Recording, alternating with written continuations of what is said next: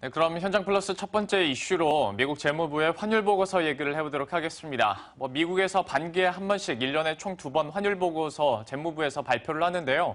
지금까지 있어 왔었던 연례 행사였는데 왜 이번 달아 유독 관심을 많이 갖고 있는지 함께 이야기를 나눠보도록 하겠습니다. 증권부의 김혜람 기자 나와 있습니다. 어서 오십시오. 안녕하십니까. 네, 안녕하세요. 환율 보고서 본격적으로 얘기를 하기 전에 현재 환율 상황부터 한번 체크를 하고 넘어가 보도록 하겠습니다.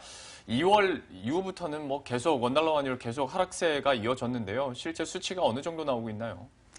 네, 원달러 환율이 두 달 새 100원 정도가 하락했습니다.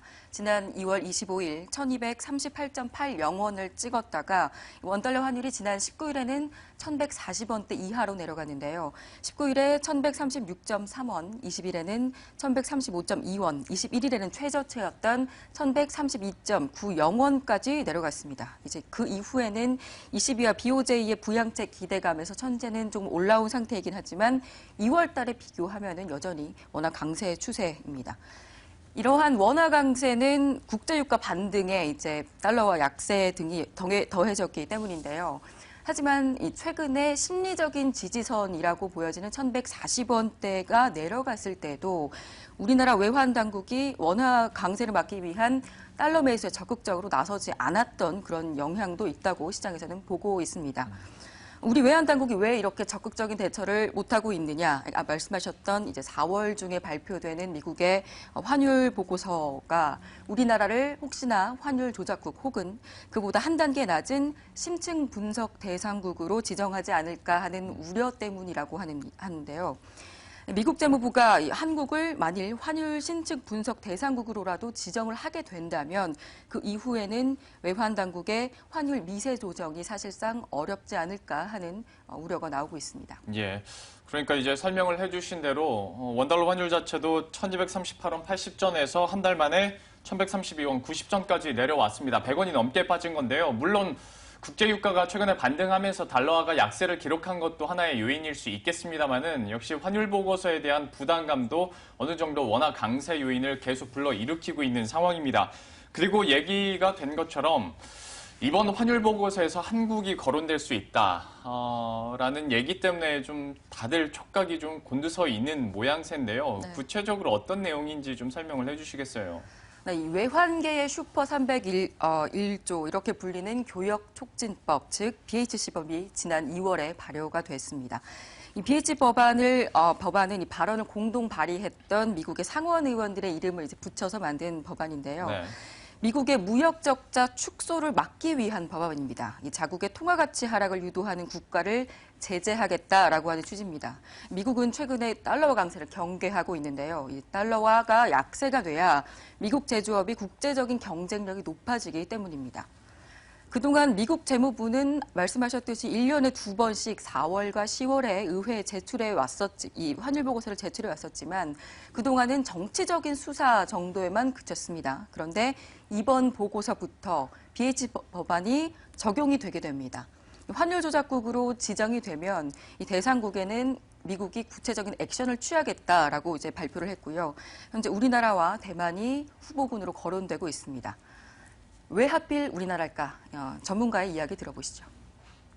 특히 올해 같은 경우 이제 주목을 끄는 것들이 미국이 이제 소위 BHC 법안이라고 해서 이제 외환시장 쪽에서 이제 좀 제재를 할 수 있는 게 외환시장 개입을 하면서 인위적으로 좀 환율을 조작하는 국가에 대해서 제재를 할 수 있는 법안을 좀 만들어 놓은 상황들이기 때문에 그러한 부분에서 조금 우리나라가 그것에 대한 제재 대상국이 혹시 될 수 있지 않을까를 우려감이 최근 외환시장에서 반영이 되고 있는 것 같습니다. 특히 그 BHC 법안의 여러 조건 중에서 국내 경상수지 흑자 흐름이라든지 대미 무역수지 흑자 이런 여러 가지 조건들 자체가 우리나라가 상당 부분 그러한 제재에 좀 포함될 수 있는 그런 조건들을 좀 충족시키고 있는 부분들이 있기 때문에. 네, 이렇게 환율 조작국의 대상 선정 기준에서 들어보셨는데요. 세 가지로 꼽히고 있습니다. 정책당국의 외환시장 일방향적인 개입 여부, 또 대미국 무역수지의 흑자 지속 여부, 또 전체적인 무역수지 흑자 지속 여부 이렇게 세 가지입니다. 네. 우선 지난해 우리나라 경상수지 흑자는 1,059억 달러로 전년보다 25% 정도가 증가했습니다. 또 지난해의 대미 무역 흑자도 283억 달러였는데 전년보다 13%가 늘어났습니다. 여기에 우리나라의 외환 당국의 정책의 일방향적인 개입에 대해서 미국의 관심이 높은 것으로 알려졌는데요. 지난 2010년에 우리나라의 경상수지 흑자 대비 GDP 비율은 4%였는데 지난해에는 8%까지 올라가면서 원화 약세를 유도한 것 아니냐라고 하는 이런 의심을 받고 있습니다. 네. 또 제이콥 루미 재무부 장관이 유일호 부총리 기획재정부 장관에게도 한국의 환율 정책에 관심을 두고 있다. 정책 투명성을 높일 필요가 있다. 이렇게 이야기도 했었고요.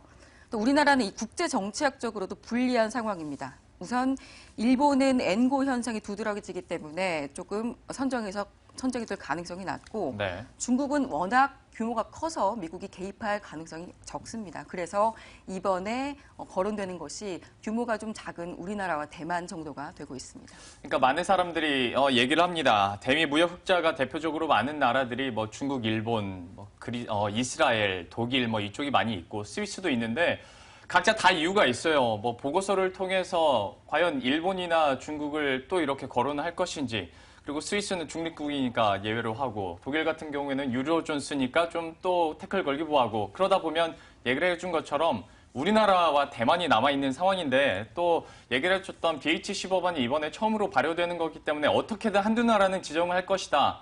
뭐 이런 것 때문에 더 좀 불안감이 커지고 있는 상황입니다.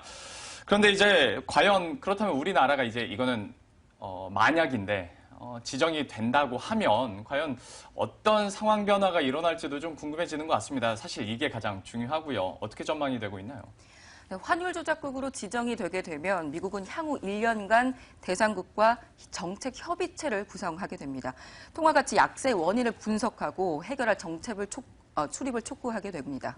만약에 1년 뒤까지 제대로 조치가 취해지지 않는다면 대외 원조 금지, 조달 계약 금지, 여기다가 IMF와 WTO 같은 세계무역 기구들도 제재와 압력을 가하게 될 예정입니다. 네.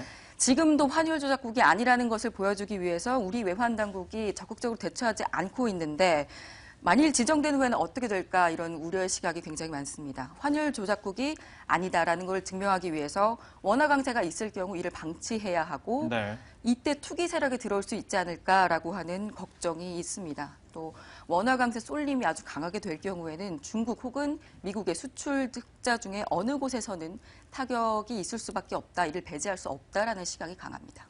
이래나 저래나 그래서 걱정이 되는 것 같습니다. 워낙 강세가 되든 약세가 되든 현재 우리 경제에서는 좀 부담이 될 수밖에 없는 상황인데요. 조금 더 자세하게 그 환율 변동성에 대해서 한번 얘기를 해보도록 하겠습니다. 각 조건에 따라서 그리고 시나리오에 따라서 원달러 환율 변동성 좀 어떻게 나눠볼 수 있을까요? 네, 먼저 우리나라 전문가들은 선정 일단 될 것인가에 대해서 아직은 확률이 적다라는 분석이 많습니다. 네. 당국의 개입으로 원화 강세도 막았지만 이제 과도한 약세도 여태까지 막아왔다 이런 의견인데요.